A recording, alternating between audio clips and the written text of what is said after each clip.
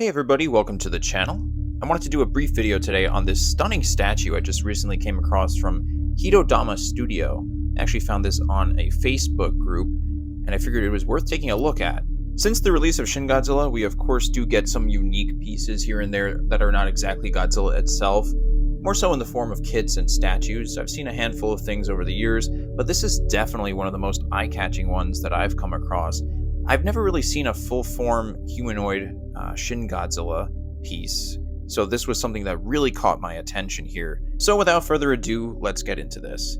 For anyone who may be interested in purchasing this piece, I'm not sure if it will still be available by the time of this upload, just because I know that it's limited to 20 pieces, so it's a very small batch of statues. But in terms of these specs, this thing is approximately 53 centimeters tall, which is just about 20 inches and change, so it is a sizable piece, and I believe it is made of a combination of polystone and flexible resin. Based on the listing from Hitodama Studio directly, this is priced at 550 USD, and it does specify that it comes pre-painted, so I guess the pictures we see here is basically what you'd get, pre-built, pre-painted. I don't know if that price includes shipping, but you could message them directly if you're interested and if it's still available. And I believe Hitodama Studio is based in Indonesia. Taking a closer look at the statue itself, like I said in this opening of the video, man, this thing is stunning. I don't know who specifically sculpted this. I'm not too familiar with Hitodama Studio, if it's a one-person team or if it's multiple people, but credit where credit's due. This thing is beautiful. It is so grotesque. It perfectly captures the look and design of those strange humanoid creatures from Shin Godzilla.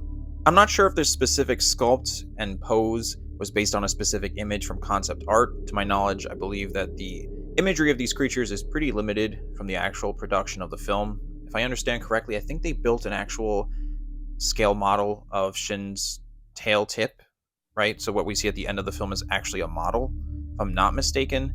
And there may have been a maquette built of one of these creatures just to kind of get that design realized.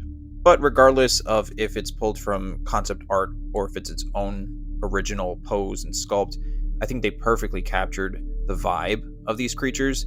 Of course, we never get to see these things come into fruition. We just see them at the tip of the tail at the end of the film. And that is one of those great things that people still talk about to this day, which is, I think, what makes Shin Godzilla so unique and really what makes it appeal to me.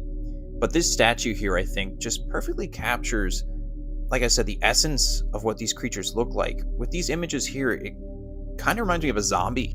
And with the way that it's posed, it looks like it's taking a step forward and kind of just wandering around. This sort of aimlessness gestured at here is really intriguing, and it kind of just adds to that creepy factor here. The base here looks to be, I guess, maybe like a street or some sort of asphalt. Now this picture here is probably the best that we have front facing of this statue. Get all these glorious details and a better look at the portrait of this creature. You could see these veins that are present throughout the legs and arms, sort of this musculature that is very visible. The body itself, what a strange look. I don't know how accurate it is to the actual creature design. I'm just eyeballing this and it looks accurate to me, but I don't really know the details of those creatures as much as I would Shin itself. But you have a lot of texture going on here, which looks amazing. The pelvic area is this very distorted shape, I guess, with lots of different texture going on. And near that stomach, abdomen area, it's extremely skinny. And then making our way back up toward the chest, it kind of comes out more again, so it's wider toward the top. The center there is kind of this ripped portion. I don't know if all this red throughout the statue is meant to replicate musculature or blood, but it certainly gets the point across in terms of that grotesqueness, just like Shin itself. And you'll notice too that the coloring for this piece is very much akin to the color of Shin Godzilla as well. It looks like it's a mix of black and charcoal with elements of red and pink kind of popping through. But of course, let's make our way to this disturbing face here. This is something else. I absolutely love this. This is just such an otherworldly design. And the more I look at this statue and kind of provide my commentary on it right now, the more I want this piece and kind of hope that other companies do stuff like this too. Unfortunately, this is not in my budget right now, but if it was, I would absolutely get my hands on this thing. Anyway, this face here, very humanoid shape. That center red spot, I don't know if that's meant to be an eye.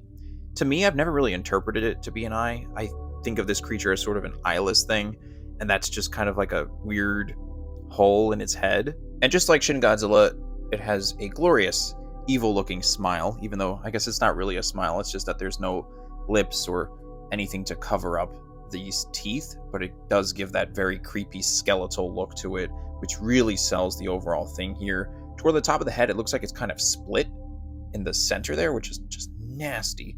But I guess you get the point here. There is a lot of different texture going on throughout the entire thing here that is just glorious and just sells this very creepy look. This particular shot here, I think, is my favorite of the series of images that we're looking at. I don't know, this certain angle here just really highlights the shape of the head, the lankiness of the body. Of course, you have those dorsals that are popping up there, and you have a hint at that tail toward the bottom and back of the figure. The lighting in this particular image, too, I think just does wonders for bringing out those textures and that contrast, too. And I guess you'll notice that the positioning of this piece, the pose of it, it's sort of got a slightly hunched look, but the head is very much tilted up. This shot here is further back, so you get a full sense of the entire statue. The base here is pretty cool, too. It looks like, I guess, what's meant to be a piece of road or somewhere, some sort of asphalt or stone surface that the creature's walking on. What I like about this base a lot too is, of course, that front half is more of a stone, asphalty sort of color, but the back part of it, the second half of it, I don't know if it's meant to be like Shin Godzilla flesh. Maybe it's implying that this particular creature spawned from that chunk of whatever is on that side of the road. This is a great profile shot to get a full sense of the silhouette of the creature and, again, the two halves of this base. Let's zoom in a little bit to this base just to get a better sense of these things going on here. The paint job, not just on the base, but the whole thing itself too, is just, it really sells the details. I think that this is supposed to be Shin Godzilla flesh. It's really gross looking. Perfect choice of colors, because it's not exactly red, but it's kind of like a mix of brown, maroon, red. So it does sell that sort of gore factor. And then zooming back out of this image, we do get a better look at the dorsal plates and tail. They do look like they're darker colored compared to the rest of the creature. That could be because shadow is hitting those sections, but they do look like they're painted a little bit darker in comparison to that more reddish tone of the creature's body. I guess in terms of commentary, that's kind of everything that I have to say, but man, am I impressed by this piece.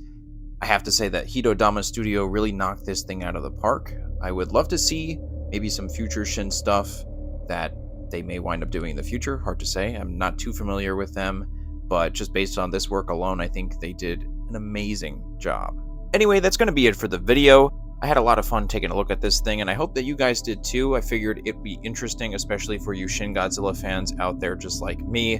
Comment your thoughts below, and if you're new to the channel and you like the content, please consider leaving a like, subscribing, and taking a look at my other Godzilla figure content on the channel as well.